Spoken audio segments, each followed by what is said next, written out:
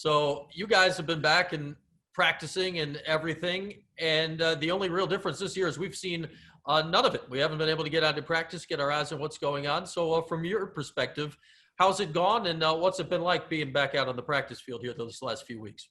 It's been fun, just to get back to the game of football. We're home for a long time, didn't get a chance to have spring ball. So, there was a lot of just time in between now. So to be able to finally get back into practicing was something that I was looking forward to for a long time. Do you feel like you're back in a normal rhythm routine as best as you can be? Yeah, I think so now, especially with class starting yesterday. Everything's kind of feeling a little more normal, even though all my classes are going on like how me and you are right now through Zoom. So that's a little different. But, yeah, I'm back on schedule. Yeah, in theory, we'll see each other in person at some point in life, but maybe not anytime in the near future here. But getting ready for the season, I want to take you back to the end of last year. That season ended in such an exciting way with the win against Wake and Trill scoring that crazy touchdown to end it. When it was over and you sort of flipped your mind to off-season mode, what was top of mind for you about what you wanted to improve from last year to get ready for this season? Really just communication. I would say that communication with the receivers and with the running back and the offensive line, just making sure that we mesh together and become one, not just position groups, but just becoming a total offense. How much of that, I guess, is communication on the field versus the idea of you being the guy as a second-year starting quarterback kind of leading that communication off the field? Right. I mean, off the field, at least on the field. You got to have that connection off the field to know how you can talk to certain people because everyone responds to everything differently. So to be able to have the time with them during quarantine, because we had a lot of time with the team. I was quarantined with a lot of receivers, so I was happy that kind of fell that way. So to be able to have that and then to translate onto the field when we're during camp and all this, all the practices going on, I'm happy that happened that way. I'm sure it's just an accident you got put with all the receivers, Tom. Sure it is too. And we'll see how that works on the field. We'll get into those guys here in a second, but I want to talk to a guy that you had to learn communication with anew. It's a new offensive coordinator in here, and Coach Sterling Gilbert. I don't know how much the offense has changed. He and Coach Babers, they come from the same tree and the same big picture ideas, but what was it like for you getting to know Coach Gilbert and figuring out the different ways things will operate this year? It was like the first time I heard his voice, I didn't know he was from Texas. We got on the phone, he's like, "Oh, TD, what's going on, man?" I was like, "What the heck?" But then, no, we just started talking. But I mean, it's like talking to Coach, but I'm not talking to Coach Babers. Just because of how long, they've been down the process. And it's funny, when we talk through plays, like he'll talk to me about how they came up with the name of the plays because that's how long he's been around it. And he'll just go on and tell me a whole little history lesson about how the play became about. It was cool to see that aspect of it because obviously he's been around it for a long time and he has a couple bits and tweaks of what's going on. So I was excited for it. How much does that improve your understanding, I guess, of, a play or the scheme to get the full backstory on stuff like that? A lot. Honestly, it's a little funny. It makes sense. I'll say that. Some of the things that came, I'm like, why is this play called this? And then all of a sudden they'll come out and tell me some story about it. Like, okay, it makes sense.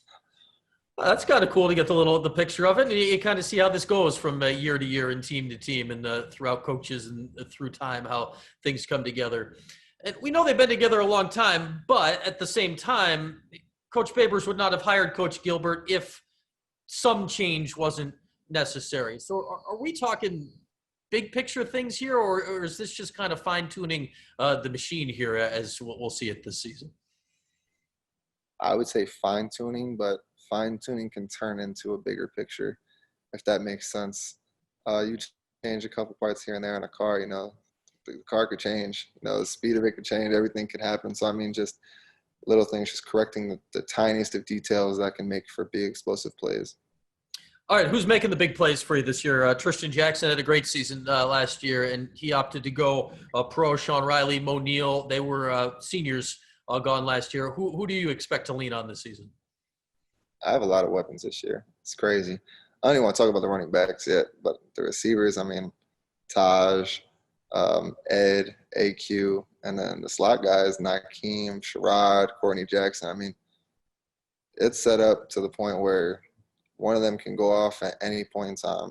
You get the ball in their hands, I could throw a 2-yard route, and all of a sudden it's going to be on Twitter some 60-yard touchdown. So, I mean, to have guys like that is something that I'm going to cherish. We've seen guys like certainly Taj Harris and Nykeem Johnson do that in the past. You said Ed. That's Ed Hendricks. He's been hurt the last 2 years. We've not seen him play a snap of real college football. He's back healthy now. He's always been a tantalizing talent. What do you think Syracuse fans can expect to see out of his game this year? He's a bigger receiver. He's 6'4". You know, he's something that we didn't have a lot of size last year. I would say Tristan's about 6'1", Taj around 6'1", 6'2". So to have a bigger body and a bigger frame out there, you know, just honestly seeing him back on the field, you know, going through those 2 injuries, seeing him back out there, that was it was a good sight to see. Just talked to Andre Sisco, and congrats to him, named preseason first-team All-American today. So he knows what he's talking about with these things. He gave a compliment to your receiving group as a large. I asked him to say, all right, who's stuck out to you? And he named a few receivers. What does that tell you when the leader of the defense is saying that about the guys you're throwing to? I'm happy that our receivers get to go against him and Trill and Iffy every day because, you know, those guys are some of the better guys in the ACC. So for us to get the most beneficial work during practice is something that I'm happy for. So that way, you know, if they go out there in the season, there's not too many guys better than Cisco out there. You've got an extremely long interception-free streak going. How hard is that to pull off in practice against those 3 guys? I didn't even think anything about that until I guess somebody told me about it. But anytime the ball is in the air, anybody on that defense can make a play. All right, O-line, and these guys will say it, they struggled last year, and they certainly struggled at the beginning of last year. I think improvements were made toward the end of last season. What have you noticed in carryover improvement in the offseason in that group that will be in front of you again here this year? Right. I think they just meshed together a little bit more, you know, the young guys and the old guys. You know, there's been last year where there was a bunch of ups and downs, and I think this year we're just trying to stay more consistent. So, you know, the old guys taking the young guys under their wing and just making sure that everything is right because you can only move as fast as the slowest guy. So making sure everybody's up to speed. All right, Tommy, let's wrap up. I'll ask you the same thing I asked Dre earlier. Offense, defense, so whatever, just because we haven't been out of practice at all, we haven't seen what you guys have been up to.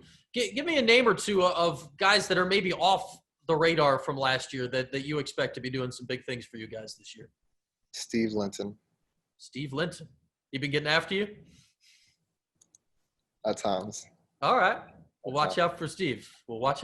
See if he's getting after the opposing quarterbacks. All right, Tommy, good name to watch out for, and fingers crossed we'll see you out there on the field in less than 3 weeks. Thank you.